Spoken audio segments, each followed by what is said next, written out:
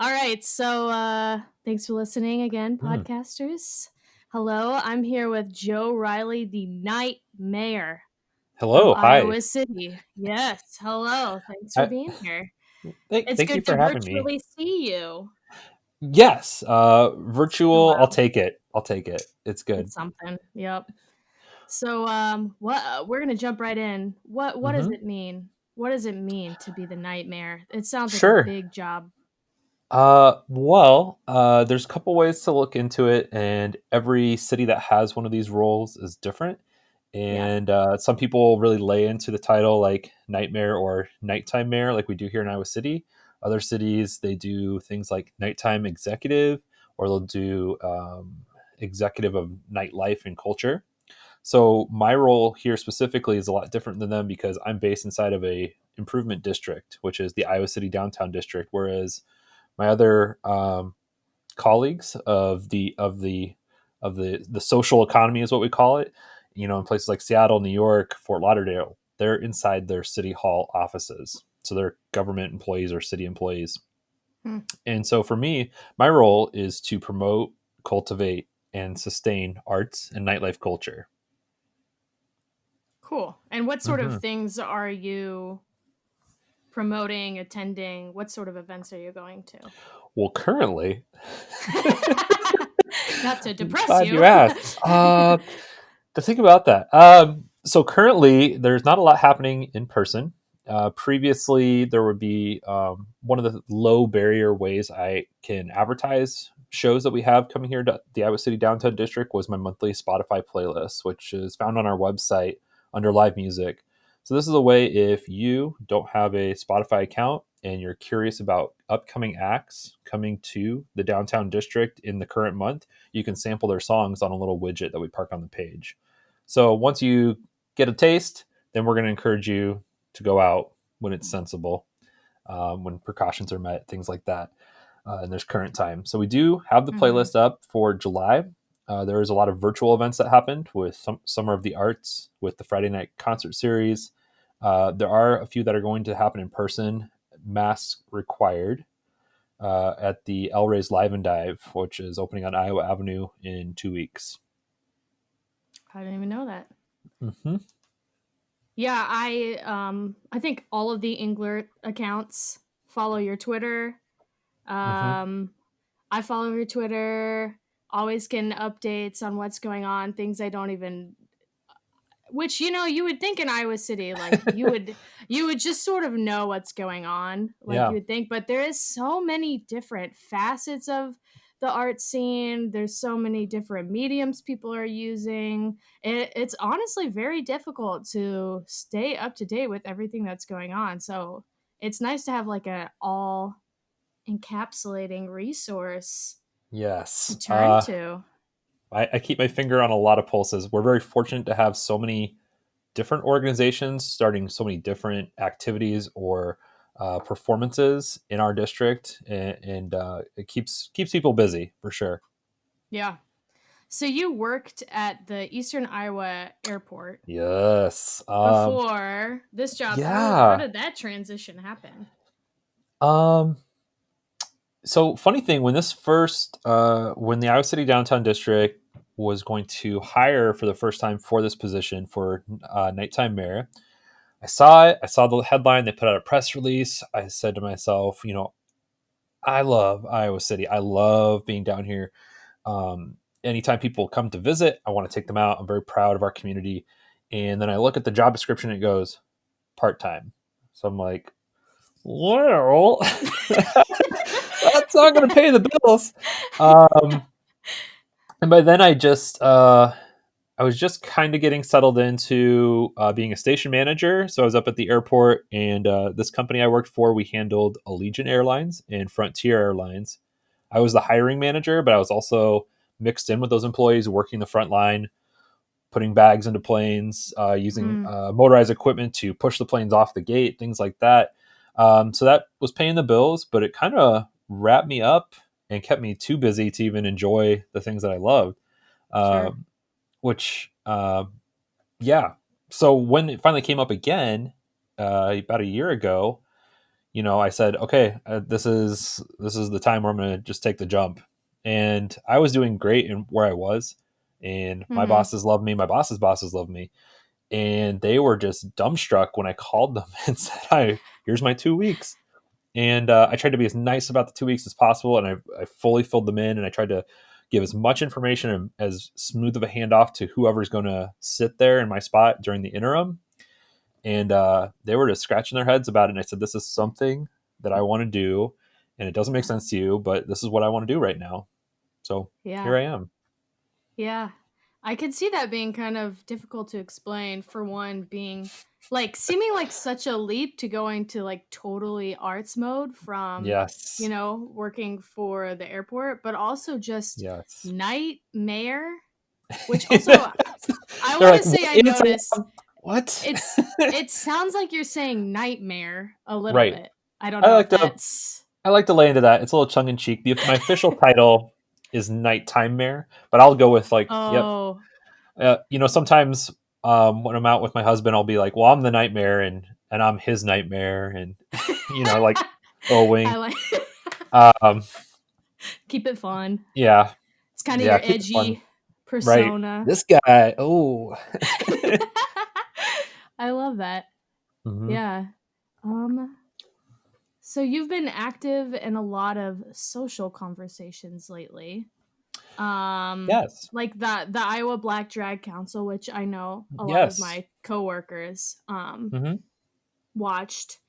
Talking about racial equity and drag. hmm What other sort of roles have you been taking right now during this current climate? Like what sure. And as part of that, there was kind of a dual purpose of me being there. So with my role promoting, sustaining, cultivating arts and nightlife culture in our district, and understanding that sometimes we do partner with Studio 13 to do things like block party, and we Mhm. do have the drag queens and kings come out and perform at our block party. Understanding that and understanding what are the areas that are lacking in the drag scene, in the LGBTQIA bar scene, but also I'm one of the board members of Pride, so Mm, understanding that as well, and just we're trying to listen to you and understand what are the areas that you're coming up against conflict or microaggression or erasure, and also just being a part. Honestly, as a person who is white, understanding what are those things that you may not even realize that you're doing, and just be sensitive to that and acknowledge it, and then be better. right.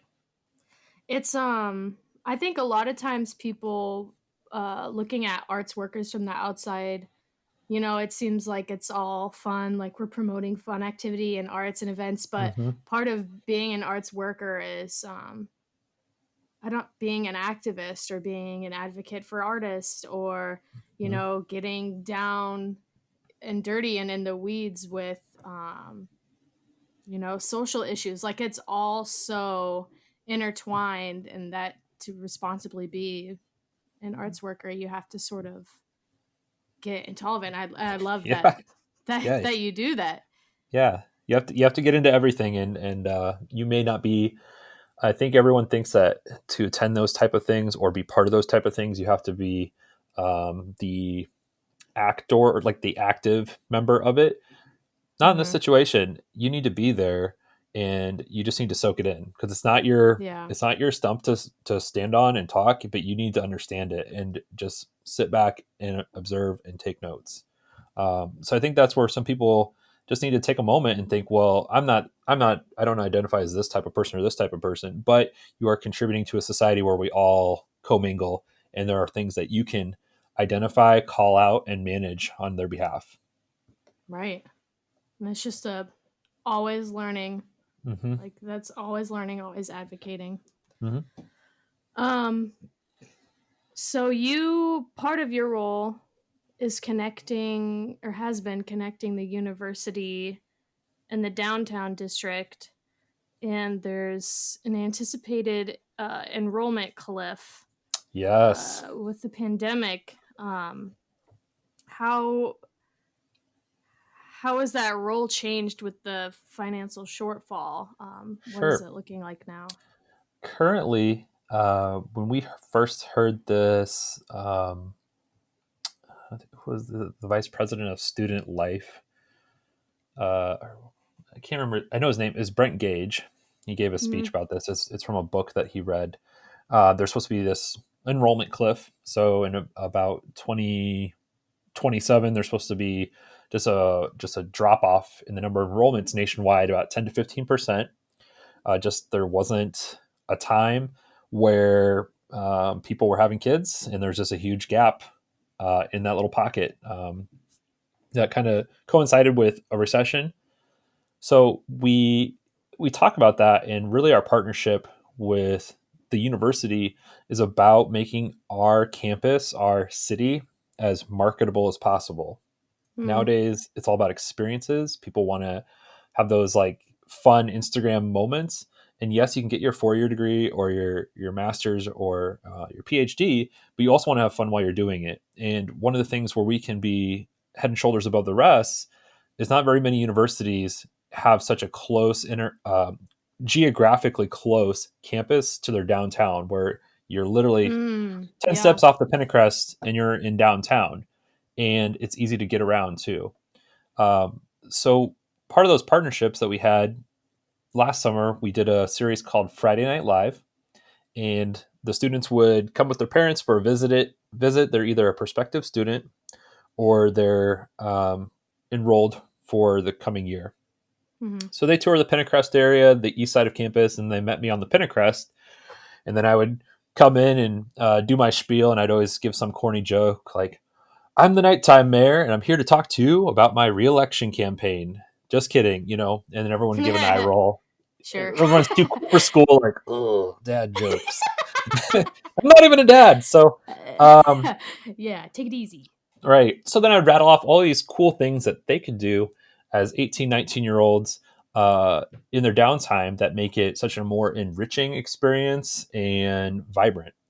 So we Hmm. really laid into the university with that, and the university understands that relationship and really lays into us, the Iowa City Downtown District, to give them the marketing materials to help out at those type of events for admissions. So, for instance, this year we didn't have an in person.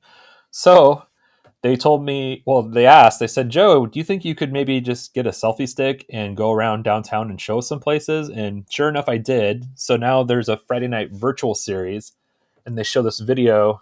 It's maybe like 20 minutes, me bouncing around. I bounced around to a couple different like restaurants, picked up some froyo, went to go talk to Emily at Film Scene. She let me in. We have a mask on, mind you. So Sure. it's like, hey, we're at the film scene, and thanks for having me, Joe. Welcome to film scene. Um, the audio came across pretty good. We were worried Sure. that it was going to be Part of the muffled. novelty. Yeah. Yeah, so we did that this year. Now, in terms of that cliff that we're hitting, I have heard some conflicting reports that that book that Brent Gage was citing was not referencing Hispanic and Latino people in their study.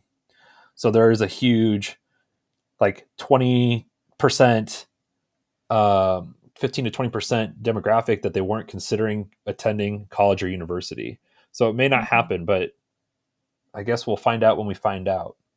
But we, Iowa City Downtown District, the University of Iowa, are trying to leverage ourselves in the best position just in case that happens. Yeah. Are you feeling optimistic about? I mean, especially given Yes. now Oh yeah. pandemic, universities getting hit. Yeah. I think just before pandemic, definitely yes. I've been in and out of many college towns, just stopping in for either like games or concerts, Mhm. and they just don't have it like we have it here in Iowa City. And once people leave Iowa City and go other places, they go, "Oh, okay, Mhm. can I go back now?" um, Pandemic now, it's a little troublesome. I think everyone, just because we're not getting, in my opinion, direct leadership from way up high nationally, and in that stratosphere that people Mhm. are just jumping to their own conclusions. So it does become a little worrisome. I have read that universities are best equipped to rebound from a recession. Now, if we eternally are in Zoom classes forever and ever, I don't know if that'll be the case this time. So it's a Yeah, little wait and see. I'm still optimistic, uh, but we'll know when we know. I never like to jump ahead. sure. Hmm. Not to throw shade, but to your point of everyone from different campuses coming here and then wanting Hmm. to come back. My friends at Iowa State are always like, "Oh my gosh, you guys have so much stuff here." I'm like, "I know, it's great, huh?" I know. Thank you. Isn't it stunning? Thanks. What else do you like about it? But particularly, like specifically, you know? Yeah. I Yeah, agree. I mean, Ames is a nice town, but it's just not where all the activities are and where the campus is. They're not right yeah. next to each other. There's a little, what was it called? College Town Street something. There's maybe I a know, few yeah. businesses on College it. Row, maybe. And then everything else is get in your car and kind of head to the burbs or go to Des Moines or Yeah, Ankeny or wherever. yeah. Yeah, every place has its own charm, but definitely, I mean, we have our own night mayor. Gosh dang it. That's how we've popping off it is here. we've had a couple of articles where they do a little write up about nighttime mayors or nightmares, and they'll go places like New York, Seattle, and even Iowa City, Iowa. Yep. Put Iowa IA on there just in case you weren't sure.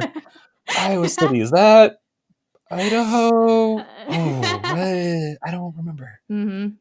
Yep. Yeah, I We're don't doing mind. big things here. Um, what has been your favorite part about being nighttime mayor? And we can say pre-pandemic Hmm. because it was Hmm. probably a bit more exciting then. Not to make assumptions. Would it be weird if my favorite part was pandemic time? No, I'm kidding. I love Uh, Zoom. Zoom is so cool, guys. You can change your backgrounds. Um, but seriously, my favorite thing about being the nighttime mayor is meeting the visitors to our area, the owners and operators of our businesses, and learning their story, and really understanding that kind of way that Iowa City has entrapped them in a good way. Like, Mhm. um, I ran into this woman, and I still haven't gotten her name. I've seen her about 8 to 10 times, and she always calls me Uh-oh. Mister Nightmare. So when I run into her, and if I have to call her name, I'm going to be on the spot. I won't know her name. But Uh-oh. her story started. She's retirement age. She lived 30 years in San Francisco, 10 years in New York. Then she had to get some medical attention up in Minnesota. And she was thinking to herself, well, this place kind of is wah, wah, you know. So she starts looking up places for retirees to come and hang out and like have activities. And I think that surprises some students, surprises some people my age. But we have activities here. Everything is everyone's age, if that makes sense. It's only Mhm. your limitation to yourself and what you think that you're capable of and who you fit in with. Just Yeah. show up. So she met me at my first meet and greet. We had a nightcap with the nighttime mayor, and she showed up and told me this whole story. She goes, "That is so cool. I am just amazed at how easy it is to get around down here. I am amazed at how many restaurants and how many different selections there are. I'm amazed at all the different festivals and parades and activities that happen every week." And Mhm. uh, she goes, "I don't know why more people don't live here." I said, "Well, might just be our little secret, and we can just have it all to ourselves, little by little." So yeah, I like stories like that, and just understanding what the magic is with Iowa City, with downtown Iowa City, Mhm. and just sharing stories like that. What do you think the magic is? Why is it so It is truly the stellar? people. It's truly the people, and I always feel when people move away and they insist that opportunities, well, maybe like structurally opportunities are better, but the opportunity for you to be an artist, to be somebody in our community, a business owner, is only limited to what you think you can do. And then there's people who just move away and say, well, I just moved to a city that's 5 million people and now it's all going to happen for me. Mhm. It could have happened here in Iowa City. You just decided it was not your thing and left. So it requires people to stay around and stay engaged and Mhm. tell their story here. That's the important part. Tell your story here. You can go out and visit places all you want, but if you really want this place to even get better than it already is, stick around and chat a little bit. Yeah. And I mean, we sort of mentioned this before, but every place is different and every place has its own charm. And I think, obviously every person is different. And I think there is sort of an overarching, there's like a romanticism with like big city life or living Mm-hmm. on a coast. But I've found, and I have lived here past graduating college, that Mm-hmm. I mean, the community here, um, the opportunities, um, it, I just feel like I would have a difficult time achieving the things I am able to achieve here or somewhere else. And maybe that's just because of who I am as a person. But whenever I think about leaving, I'm like, but if I wanted to record an album, it would be easier in Iowa City. Or Mm-hmm. if I wanted to like study something new, I feel like it'd be easier in Iowa City because I know this person, I know this. Mm-hmm. So yeah, I get where you're coming from with like the stick around and see what Mm-hmm. you can make of it because yeah, if you can sort of get past the hump of thinking that the city is just always where it's at. Right. I blame 90s sitcoms where everyone had those like spacious apartments and no one ever Yeah, went to their job, like ever. Nobody ever friends. went. Yeah. I'm looking at you, friends. Get a job. I hear you. I hear Right. you. I still dream about that apartment. Dang it. I think I even Googled once, like, how was their apartment so big? And it was like rent control. And I was like, oh my gosh, I'm going to Mm. get that. I'm going to go to New York and get that. It's going to happen, guys, for real. Okay, so I think we're all limber and ready Mm. Mm-hmm. to talk about the best show ever. Yes. And Yeah. you have had Um, your fair share of shows. yes. I think for me, what makes a great show is the entertainer aspect, the showmanship, if you will. Mhm. Anyone can perform their songs, but it really takes somebody to tap into the emotions of their music or engage the crowd in a certain manner. You studied theater too, right? I did, Or yes. I am no? a. Okay, so I'm like, so you got the eye for it too. I got the eye for it. I know. I was well rounded in the theater department. Did acting classes, directing, playwriting classes. So I got a little bit of everything I can just pick at and analyze. Sweet. But yeah, showmanship I think is a big thing. So for me, and it might come as a surprise to people. I think if you kind of follow my playlists that I make for the nighttime air. So my favorite show actually happened here in Iowa City at the Englert. The date was October 14th, 2015, and his name was Connor Oberst of the band Oh. Bright Eyes. And I think right off the bat, when people hear Bright Eyes, they think, "Oh my gosh, it's like too emo all the time. Like every song's a sad song." And I'm Mhm. gonna spin it. I'm gonna spin it, and I'm gonna say, for me, his music, his lyrics are catharsis. It's like an emptying of my cup and a refill of my cup. And it's not about like, oh, I want to feel mopey today, so I'm gonna listen to Bright Eyes or Connor Oberst. It's I just need to get something out, and the best way to do it is to let him do it for me, and just like we can, I can sing in my shower to Connor Oberst, or Mhm. in my car, or right to my husband's face, and he'll be like, "Oh my gosh." He's like, I like it, but just you like it more than me, way too much." Just too much. So this show was at the Englert. Mhm. This was for the promotion of his album Upside Down Mountain. Uh, which I think is his third independent album. But I think the best part about when he tours, either if he's Conor Oberst or Bright Eyes, he picks from both catalogs. It's kind of like Paul McCartney still plays Beatles songs, you know. Yeah. Yeah. So you'll get the hey, I'm here on this album tour, a couple of those, and then he'll just like dig in. And I the funny thing was kind of tying it back into at this time I was at my old job at the airport, Mhm. and I was so busy. I barely got a day off. I had no idea he was in town, and I'm like the biggest fan. So my husband was just kind of scrolling around and found them, and it turned out we had a the flight schedule just had a day where there was no flights. It was a Wednesday, Mm. and it was maybe a week before. He said, "Hey, what are we doing Wednesday night?" And I said, nothing because I'm not working." And he goes, "Well, how about we go see Conor Oberst?" I'm like, "Oh, stop." Booyah. He's like, "Yeah." So we get in there, and he just got them a week before, so the ground floor is all sold out. I'm like, I'm fine. I'll be content. Like I usually would, if I had the chance, I try to get as close as I can. That's Yep. fine. So we're up in the balcony, and we get in, and England. There's never really a bad spot. There really isn't. Um, Mhm. I think people get all poo poo about the balcony. It's fine.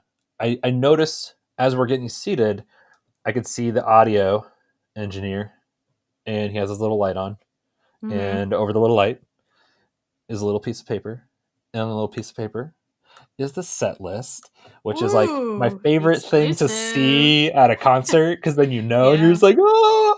Get all excited. um. I'm getting ahead of myself. So the opener, these two women, their name's Larkin Poe. I think they're sisters. Correct me if I'm wrong later. We'll see. Fact Okay. check. They did this awesome cover of Bright Eyes song called "Make a Plan to Love Me," which basically makes the allusion to people who are in pyramid schemes as kind of like people who say they'll spend time with their significant other but never make plans to make time for them. Mm. They did this really cool, dark, gritty rock and roll. So the original song is very has orchestra support behind it and a little bit of like flute and flute. Flute. um, and this one was just kind of like gnarly, just picking the guitar, slapping the guitar, like making the percussion off the slaps. Love that Ooh. stuff. Real like stripped down.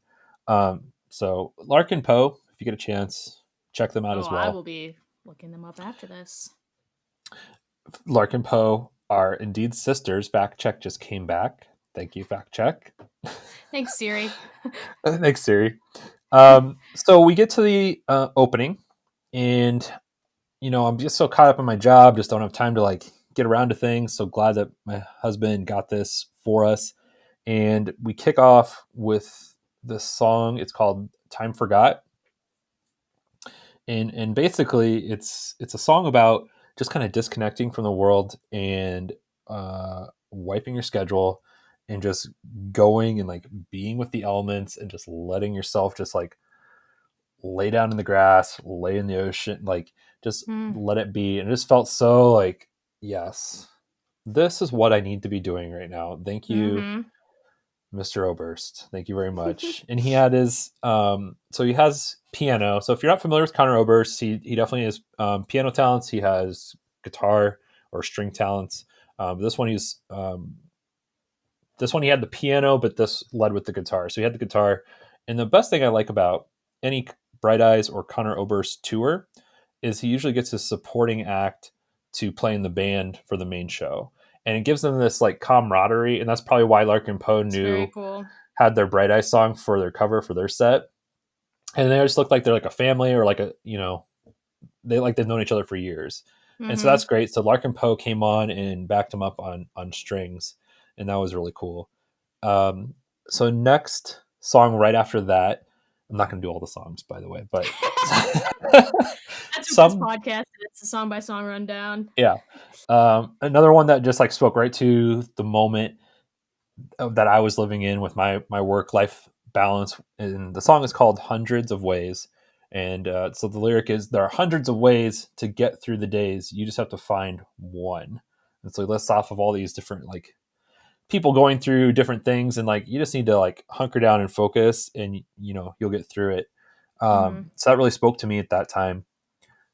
So speaking to the entertainer aspect and how he really connects with his audience, there is there's a song called Laura Laurent, and it's about this woman he's had romantic relationships with, but it's on and off. There's like some geographic distance. Her friends don't really care for him, worry for her, things like that.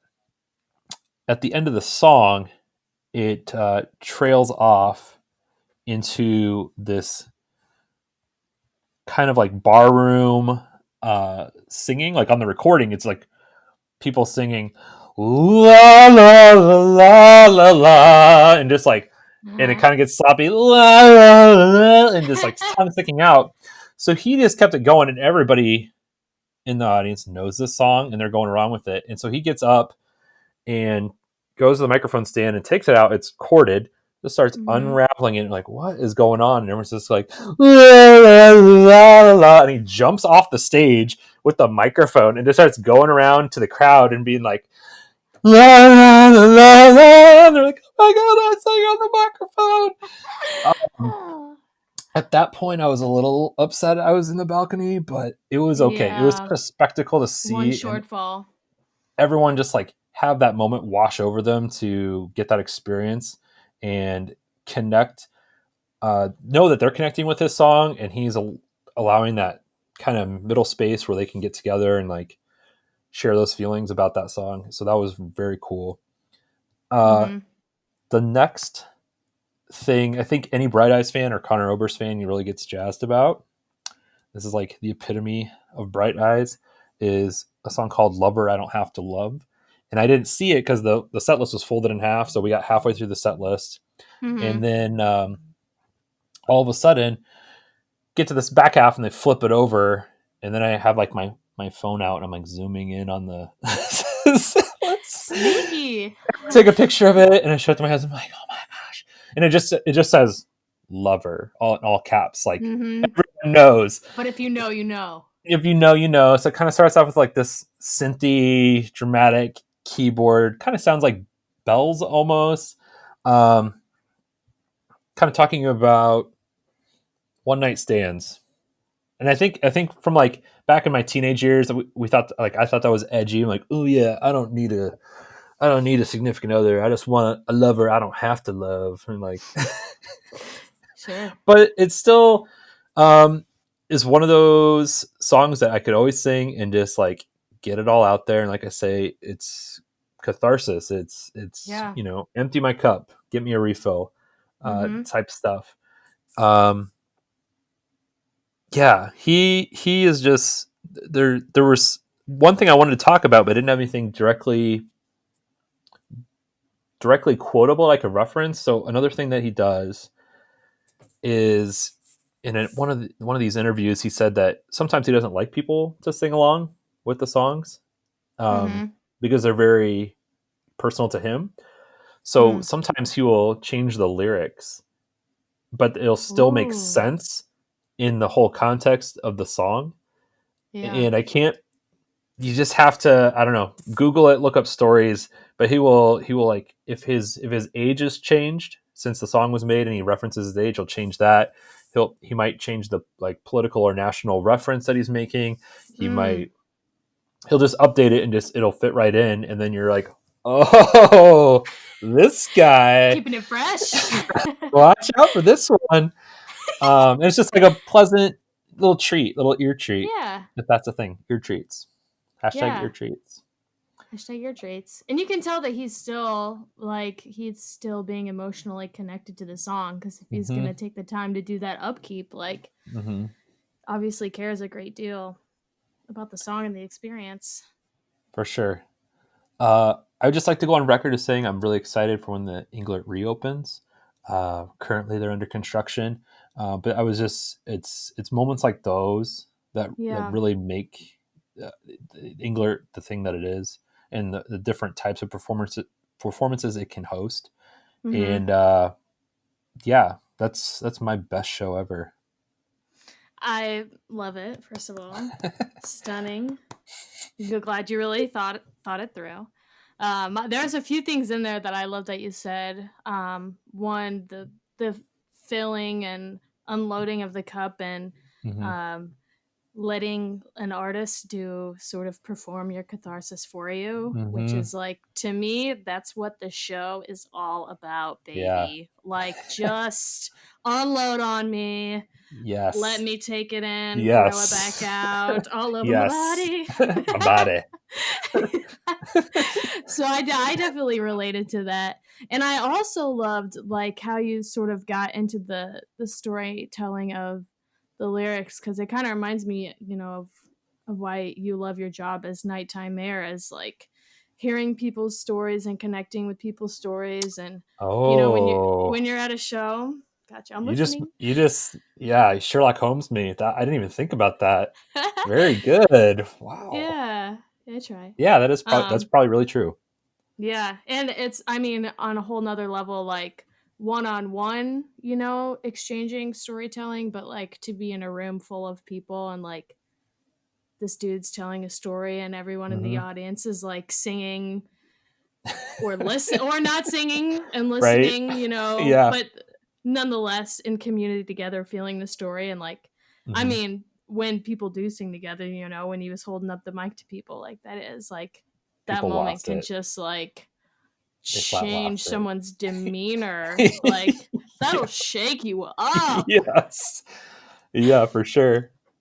Your moment to shine? Like come on, that's big. I was You like should this have just close to ran being down like, there.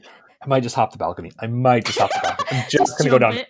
just for 2 seconds. One little thing. I'll be right back, babe. Yeah, break my leg. Yeah, La I la mean, la la la la. it'd be iconic. Yeah. We're gonna have to do like an animated, like Retelling. animated bit for this. Yeah, where you Yes. jump off the balcony, Yeah. you Compound have your fracture. moment. Still singing. Hobbling. The Still singing.